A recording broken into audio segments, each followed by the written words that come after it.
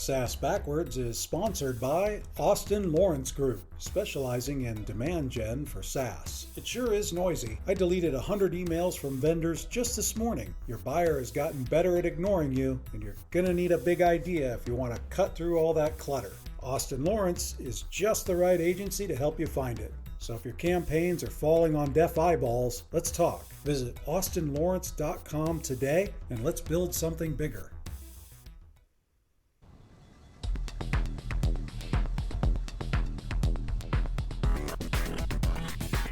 Welcome to the SaaS Backwards podcast, where we reverse engineer the success of fast-growing SaaS firms and explore strategies CMOs and CEOs are using to drive their businesses forward.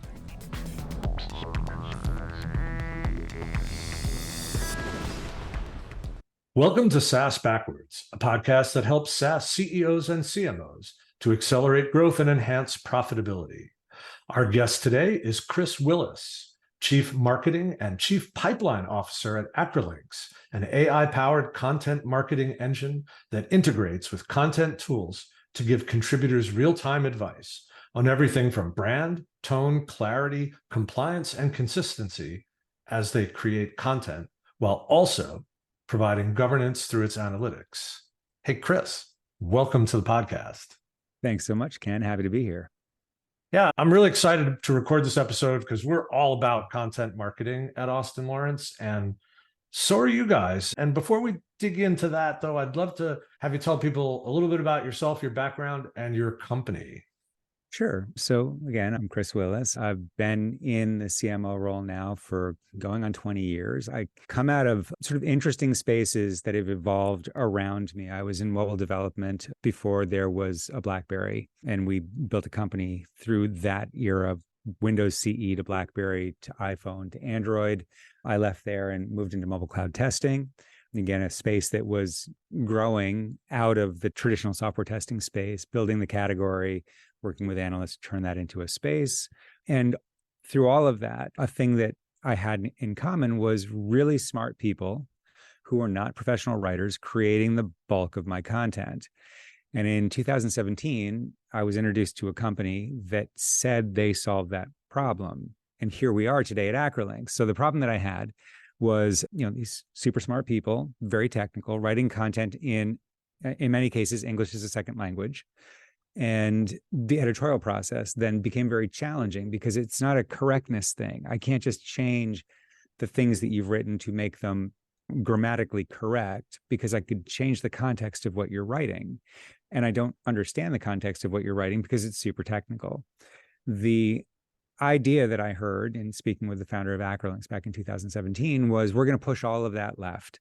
So all of the guidance is going to come to the writer as they create content. And by the time it leaves their desk, it's going to be ready for use. It's going to be on tone. It's going to be on the clarity level that they're creating for. It's going to be using the correct terminology. It's going to be completely usable, clarity, consistency, and character. And I thought that sounded really interesting, wanted to use the product, and turned out, why don't I just go and work there? And so I came to Acrolinx, and Acrolinx is really about driving efficiency in the editorial process, allowing companies to maximize their content output consistently without needing to hire or maintain a huge editorial staff, which in most cases companies don't have anymore. That's great. And that's really nice setup for what we're going to explore a little bit further in the episode. But I kind of went right by one of the things that really got my attention when we first did our prep, which is you've got this interesting title of Chief Marketing Officer and Chief Pipeline Officer. And frankly, I've never run into that before. And at the same time, I think the CMOs that are being most successful take ownership with sales of their part of pipeline. So tell me a little bit about how that came about and how you view the role. So in 2020, our current CEO, Volker Smid, came into the business. And this started as a conversation. He entered the business, and the first thing he noticed was that he didn't see any conflict between sales and marketing. And I'm very lucky to have a fantastic CRO that is, work besties. We get along very well. We're very aligned. We start at the strategy and work all the way through, and we're both involved in a lot of what the other one does. We talk by choice, not by challenge. And I mean, for me, in my experience, that's very individual. I've never run into this type of a situation before. And so as a new CEO, Volker looked around the room and said, why is there's no friction? Like, maybe we should try and create a little bit of friction. And his idea was somebody's going to be responsible for the creation, progression, Q+1, Q+2 of the pipeline. And who do you think it should be? And I said, I don't 100% know what you mean, but I want it to be me because I don't want it to be you. And I'm not sure I want it to be Shane because I think I have more levers. I think it's me. And we spent a year really working through what that meant. And what it means is that as the person with the levers in marketing, I'm top of funnel. I have the BDR organization that creates the meetings that are handed off to the sales organization. I have a lot of levers that allow me to have very actionable conversations with sellers from a creation standpoint. What meetings have you been given? What leads are you working? What outreach are you doing specifically? And what do you need to be more effective? Because all of those things live in content marketing and in digital and in the demand team. Then into progression. What are you doing with the opportunities that you've gotten? How are they progressing? And that plays to, content marketing and reaches into product. Do you have the things that you need to progress deals through the pipeline? And then somebody needs to be looking at fueling the engine for the future. So our CRO is very focused on, his commit for this quarter. How are we going to complete Q4 on or above goal? I'm looking at once December 31st hits, what happens next? What are we walking into in Q1? Do we have sufficient pipeline to fuel the sales that we need to do in Q1, in Q2, and Q3? I'm working on a rolling 4 quarters forward. And from a practice standpoint, what it does is it puts me in an interesting situation, right? So we're having a discussion right now in marketing about engagement data. And it's hard to get sellers to use engagement data to educate their outreach. It's not a thing that's natural to them. They have to go out of their way to find it. And so they're not getting value from engagement. And we realized in our conversations that the me that's marketing thinks engagement's pretty cool because we can point to it, kind of the same way you can point to leads and say, look at all the things we did. Sure. Yeah. It's like looking into the flame a little bit. Mm-hmm. Look at all the engagement we created. And so me as the marketer is like, yeah, it's a great thing that we have a tool that helps us to understand engagement so we can prove that we're doing something. But me, the pipeline person, said, but also, I don't care about that. It's not on my dashboard. I don't look at that. I look at things that enter the pipeline. And if you tell me that you're doing well because engagement, I'd rather see that you're doing well because of meetings and opportunity creation. And so the value of marketing in this business isn't tied to the activities. It's tied to the actual output. Are we creating the pipeline necessary to fuel the business, which has a lot of downstream impacts, right? So one, we have somebody that feels very strongly about the future of the business. Are we fueling? Do we have what we need? Where is the cliff that we're going to walk off if we don't change things right now? Like looking at where we are today, do we have enough in Q3, knowing that it's 3 more quarters out, or is that where our cliff is that we need to be curing for? So that's an interesting thing. But also it's creating trust between the sales organization and the marketing organization because we're all out for the same thing. There is no look at what we're doing over here and look at what's happening over here. Marketing isn't having a great lead quarter and sales isn't closing business. That's not a thing in our business. We're all here doing one thing, and it puts us in a very aligned position to be able to work as a single front office, which feels fantastic. It's really interesting. I mean, we've had guests talk before about the BDR organization being part of marketing as a way to create more alignment between sales and marketing. And now here, and we've had people talk a little bit about what we measure and, not measuring the vanity or precursor metrics so much as the things that actually drive to pipeline. So I think that's very cool. What else are you doing that's different with that responsibility since you own pipeline? How are you actually asserting control over that? So I actually meet with every one of our salespeople on a monthly basis. And I bring people to those meetings. So I might bring my head of field marketing. I might bring other folks into the demand organization. I might bring product marketing. And it's forensically moving through their process from the top of their individual funnel all the way through their pipeline to ensure that they have that visibility, because we don't, as people, and sellers don't, as sellers, have the opportunity very often to really look down on their entire business and see every point of contact and make sure that they're taking ownership of everything at any given time. I use the example of a clothing company. Right now, we're sitting in October. They're creating new plans for bathing suits because there's a future coming. We can't just sell coats. Like, we have to sell coats and close business on coats while we're designing bathing suits for the summer. And that's what our sales organization needs to be doing. So this is giving them a time every month when they get to look at the things they're doing today versus the things they need to be doing to be happy in 3 to 4 months. Everything I'm looking at is in a rolling 4 quarters for new logo and rolling 2 quarters forward for expansion time domain. I don't care about now. I have nothing to do with Q4. What could we do? We can't create an opportunity that's going to close this quarter. Our sales cycle is longer than that. So everything that we're doing is impacting the future for these folks. So identifying where their individual gaps are. I know what their goals are. I know what they should be creating on a quarterly basis. And we're working through getting them to meet each one of those requirements so that they're healthy. And it's just providing them with that visibility every month to dig into that and get a sense of where they're either killing it or where they need additional help. So it begs the question, how long is your sales cycle and what's your ICP look like? So we're selling to the biggest companies in the world. Our customers are the Microsofts and IBMs and banks and pharmaceuticals of the world. From a new logo standpoint, it takes about 6 to 7 months to sell the business. And then because we're selling to the biggest companies in the world, and this is a new logo, it takes about 3 months to get through procurement and legal. So I'm looking at a 4-quarter window of what we need to fuel for. So right now we're looking at, from a pipeline standpoint, we're looking at Q1 through Q4 of next year. As we enter Q1, my window is going to move to Q2 to Q1 of the following, of 2025. I'm living far out in front of the rest of the business because, again, it's that future of the business. From an expansion standpoint, selling to existing customers, it's much less than 2 quarters. So that window is much shorter, but that also means that you need to put more into it because there's a value that's going to build up there that makes that a valuable pipeline. We don't have 4 quarters to run. We have right now. So put a lot in so that you get a lot out.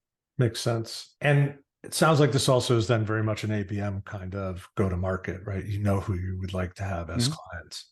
Yep. We have about 1,400 global parent companies that fall within that ICP. As we focus from a marketing standpoint this year, I'm really, for the next 15 months, looking at big tech. So everybody you can think of in that space, and financial services as where I spend.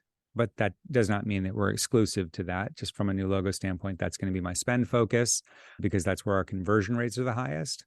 And then from there, converting those companies into customers, moving to get them wider inside their business, going from a segment in the business of either marketing or technical documentation to a centralized content governance organization inside the business, usually a center of excellence or somewhere in the CIO business where they want to take the ownership of the customer experience as it is a written content.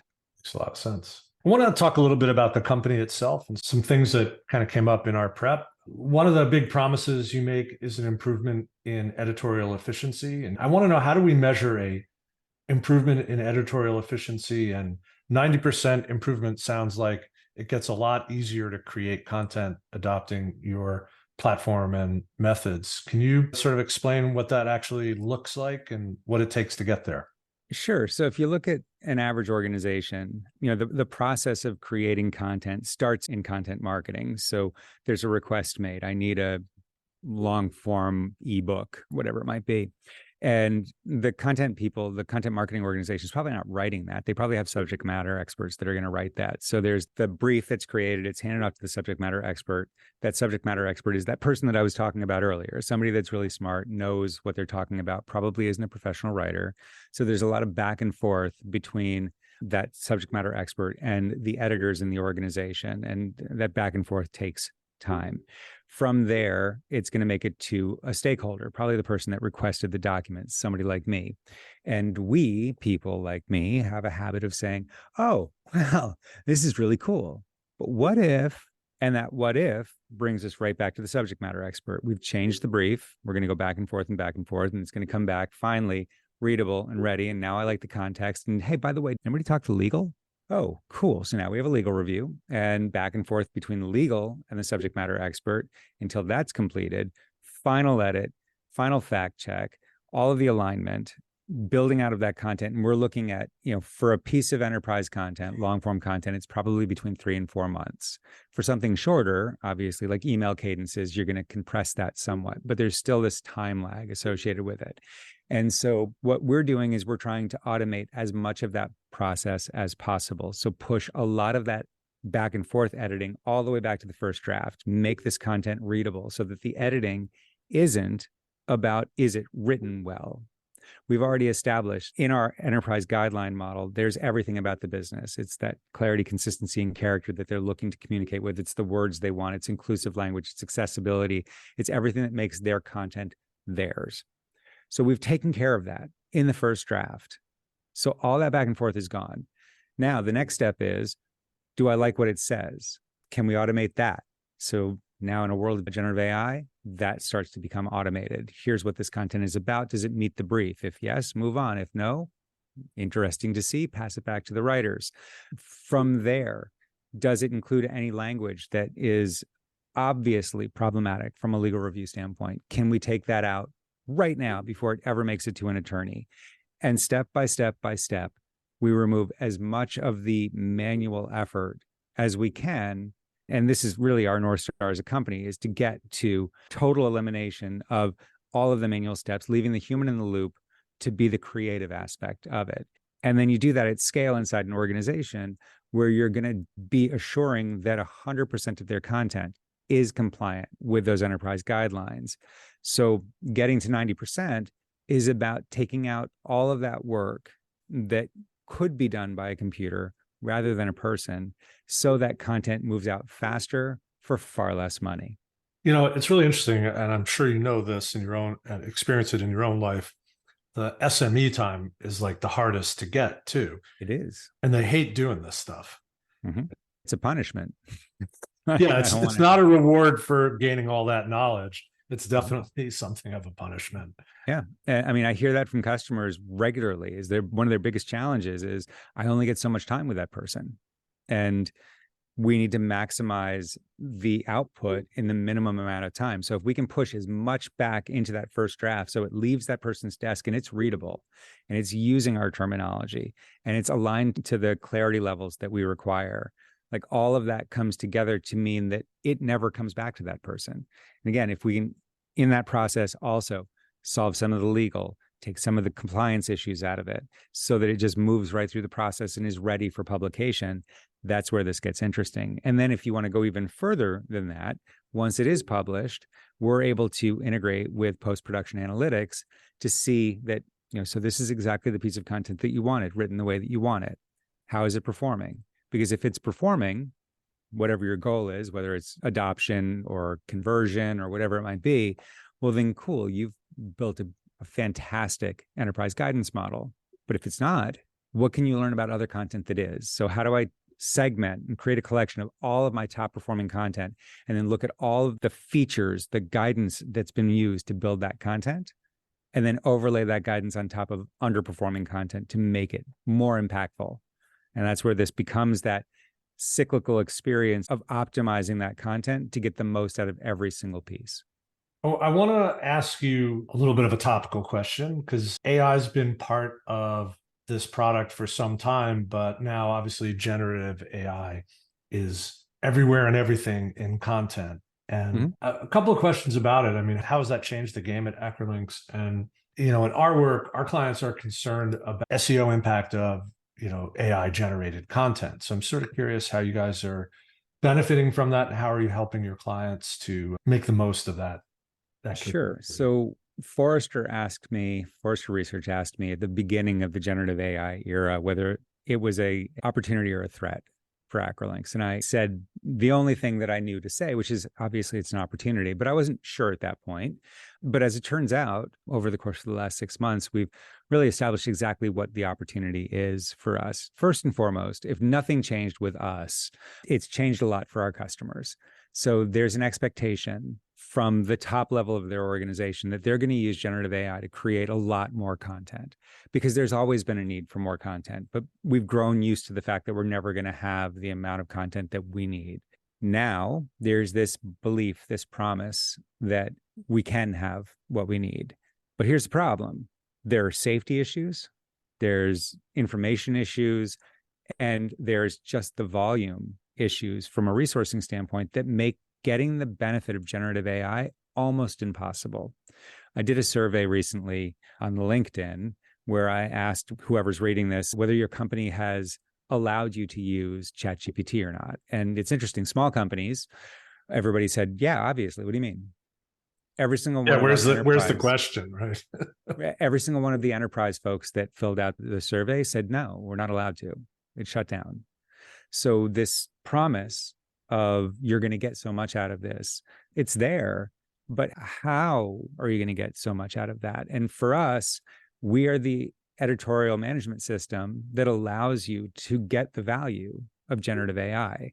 So we're going to help you to get 100% coverage of all of the content that you create. You cannot create 20 times the amount of content and use it. It needs to be edited. It needs to be read. There's misinformation, disinformation, there's hallucinations, there's model poisoning. There's just spurious connections that create crazy content. So ask it a question. It'll write you an answer that seems responsible and right. But how do you know? So where we come in is that we're automating as much of that editorial as possible so that you can get 70, 80% more content and 100% of that content aligned with your corporate guidelines. Looking at that, part of our product is tuning a large language model to be able to identify things that don't seem right in content that you're creating. So for instance, I've tuned a model on all of our blog content, and then I read a blog article. And in the case of my experimentation when we were building this feature, I changed a blog article to say that Acrolinx cures mumps and rubella. And then I asked the editorial process to run, and I expected that it would bang that up against the large language model that I had tuned against our blog, and it would say, hey, you don't do that. And it was actually better than that. It did say that. It said, I think you might be joking when you say something about measles.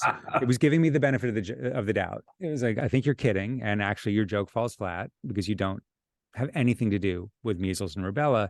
But then it went on to show other things that were in the actual blog article that was sitting on my website, things that where it said, actually, you're saying this is an overreach based on everything that I know about you, everything I've been trained to know about you. This is an area where I would pay some attention. I think you're making a claim that you may not be able to support. If you can, cool, you need to bulk this up. If you can't, you might want to remove this. And that alone changes that whole game because now it knows you. Our product knows about your business. It knows what you say. It knows how you say it. It's trained on knowledge. It's trained on style. And it's able to identify, as you move forward, things that you should focus on, essentially triaging the most important issues in your content. I love that, narrowing the focus and increasing the utility of the tool because, out of the box, if you will, our experience with ChatGPT is it takes an awful long time, untrained on any of our client content. It takes it a long time to get to the point. It seems very often shallow or kind of a flat interpretation of the prompt, even multiple iterations. So I think there's a lot to that, probably very interesting for, clients and prospects, probably very interesting aspect. I want to touch briefly on governance, and I have an ulterior motive. I just want to make that clear. One of our clients is in AI governance. It's really for model builders in a kind of a different vertical. But I think governance in AI, it seems like an area that, especially for the enterprise clients that you're targeting, big opportunity to differentiate. And I just wanted to understand how you leverage the governance angle with prospects and what the take up is there. Sure. So, I mean, governance can mean a lot of things. Governance is a terminology nightmare because everybody uses it to mean something slightly different. So, the way that we're using governance right now is that we talk about enterprise guidelines. So, that's the way that you create your content. And our editorial guideline model actually allows writers in real time to benefit from feedback that's given to them as they're writing. So, that's helping people write to the company standard. The problem with that is that not everybody does it. So if not everybody's doing it, you end up with some content that is quantifiably good and some content, most content, that is unknown.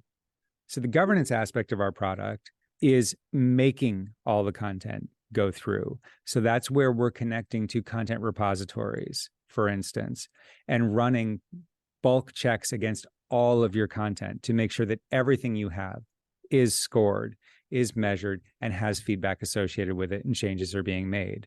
Because any of this is only as good as the uptake of the product. So if not everybody's using it, your company's not really benefiting. So the first thing is, here's the guidance piece of it. Now the governance piece makes sure that the guidance works in all cases. And that's a huge differentiation in this market space because there's so many things that are, individual. You can play with this product and you can download this one off the web and this one writes things for you. That's fantastic. The companies that we sell to are never going to standardize around a single writing model, a single product. There's going to be content coming from everywhere. There's going to be content coming from Copilot. There's going to be content coming from, people are using Grammarly, for instance. There's all these things that are happening, but everything needs to go through that set of enterprise guidelines. And in the companies, again, that we sell to, it's not just one. We have companies that have 12, 15 style guides. We have companies that have 300-page style guides and still don't think that those are complex enough for their business. Not complete enough at 300 pages. That's amazing. This is how all of this comes together to ensure that the content that you're creating, all of the content is aligned. That's where we get towards that sort of North Star promise of 100% compliance of content. With a new client, as you onboard them, do they go back and look at their existing library to make sure it is compliant with that vision? Mm-hmm. Or is it, you're training on it, but at the same time, can you identify outliers? Absolutely.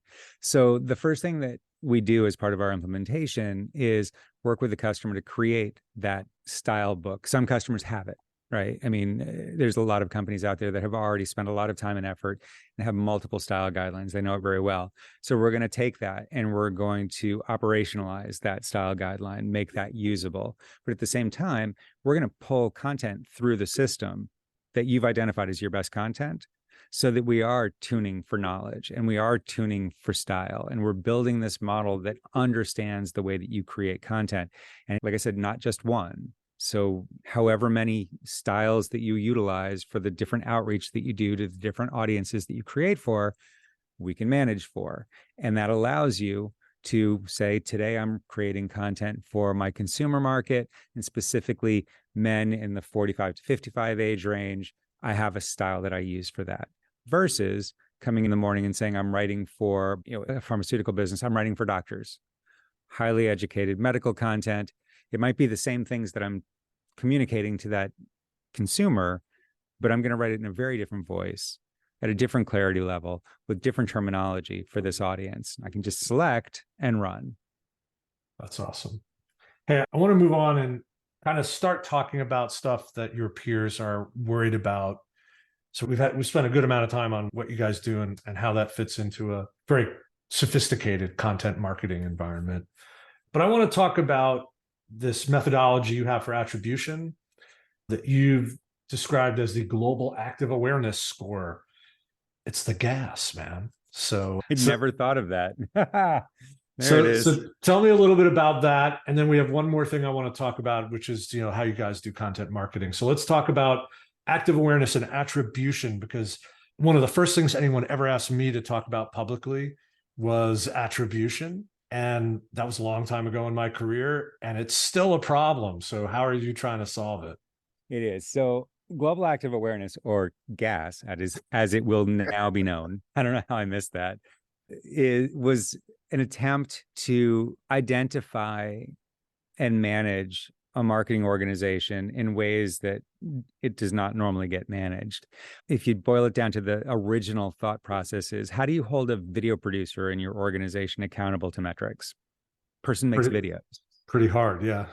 To do the video on time. Right. So how do you build them into a model of performance for the rest of the business? And it was, very granularly, how are we doing with video? Like, for the last 3 months, we've had, round numbers, 1,000 views of these videos each month. And then this month, we only had 500. What can you take away from that? And that grew into essentially every touch point that anything that we do has with our audience. So it could be a LinkedIn like, it could be a web page visit, it could be a media pickup in a magazine or a newspaper, anything that happens. And for each one of those things, you're getting essentially points. And not everything's equal. So it needs to be scaled. There needs to be a scaling model in there that says that Facebook for us is not as important as LinkedIn, so it doesn't get the same credit. And at the end of all of this, on a monthly basis, you get a number. And I don't care what the number is per se. I'd like it to be big.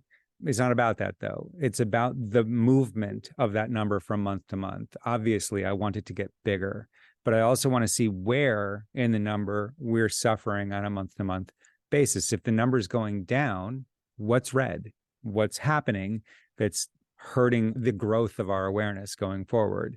And that allows me to, again, point at that video guy and say, hey, we're down 50% from a video view standpoint this quarter. What could we be doing? What could you be creating? How can we be building that number back up? I mean, there's some obvious ones. Web traffic is low. That's going to lead towards, what are we doing with SEO? What are we doing with content optimization? What are we doing with the website in general to be able to drive people through that organic channel? But the flip side of this is, we're having a bad month, and we ended up this month in a partner newsletter that got exposure to 10,000 people. Wow. Gee, Ken, that would save our month. Like, we would have a big GAA month this month if we put that in. And you can, but you can't take it out.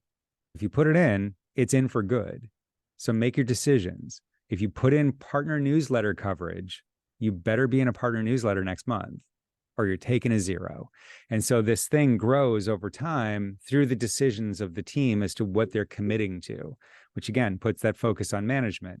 It's not a thing. Like, maybe the partner newsletter isn't a thing. Maybe that was just a moment in time. It doesn't count unless it's a thing. And if you're going to make it a thing, put it on the list.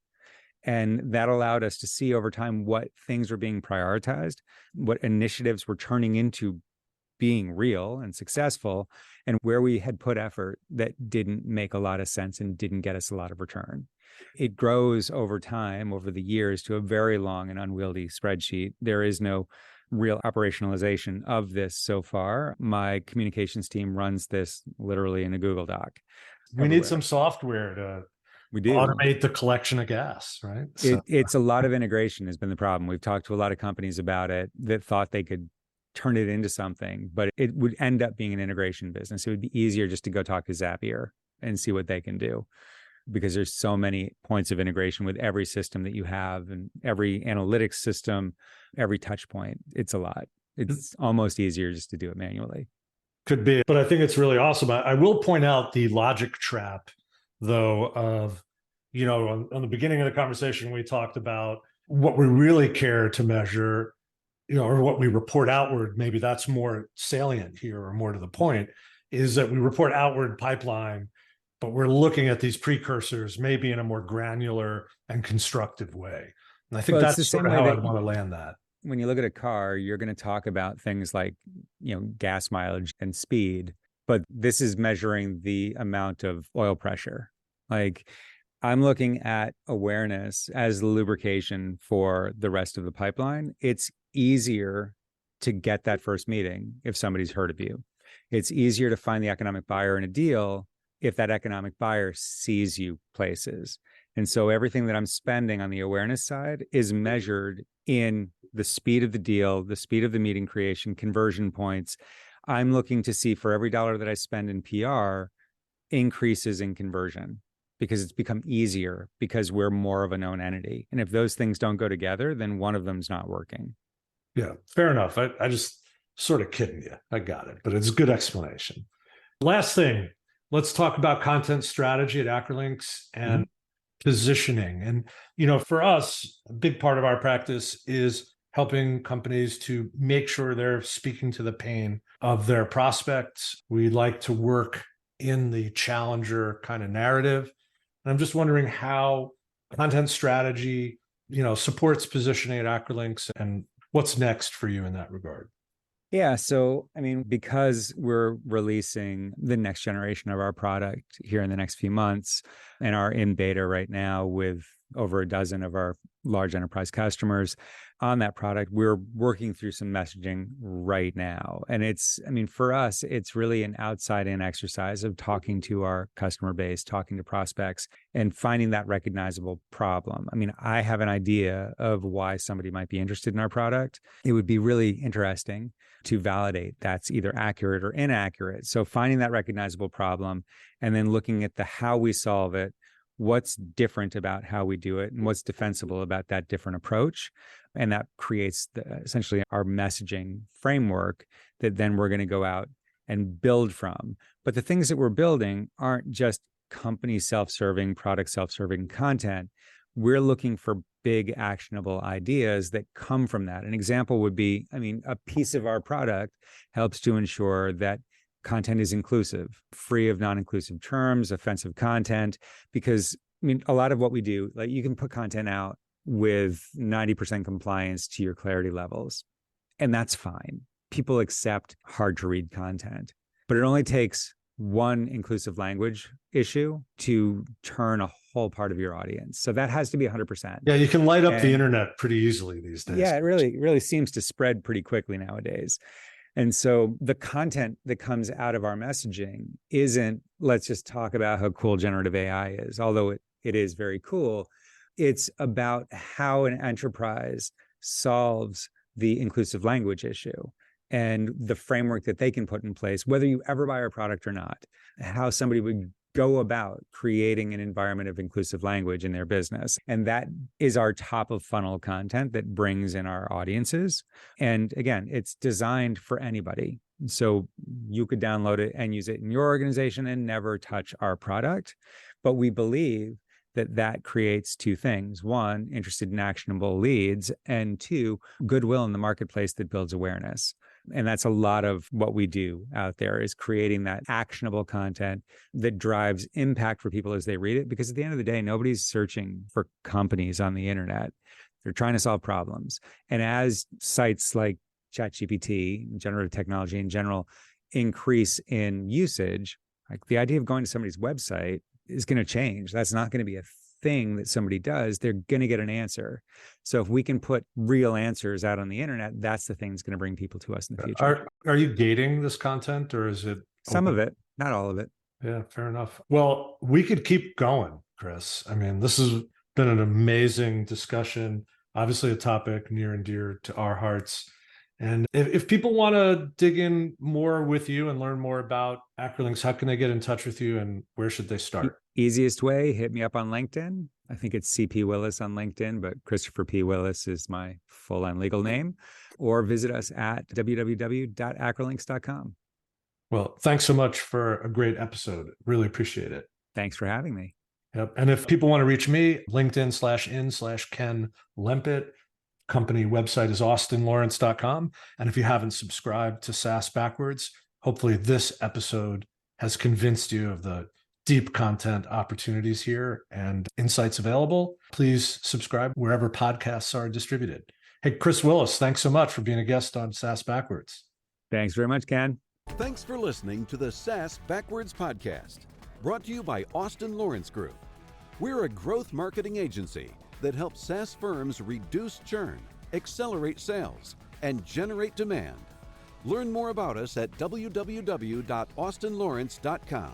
You can email Ken Lempit at kl@austinlawrence.com about any SaaS marketing or customer retention subject. We hope you'll subscribe, and thanks again for listening.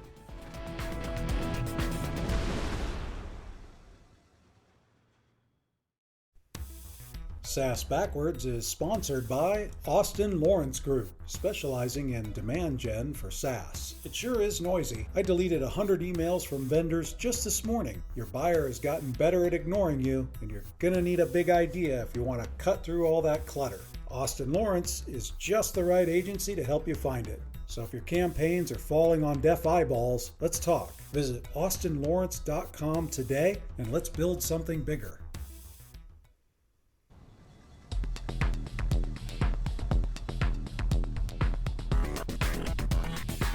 Welcome to the SaaS Backwards Podcast, where we reverse engineer the success of fast-growing SaaS firms and explore strategies CMOs and CEOs are using to drive their businesses forward.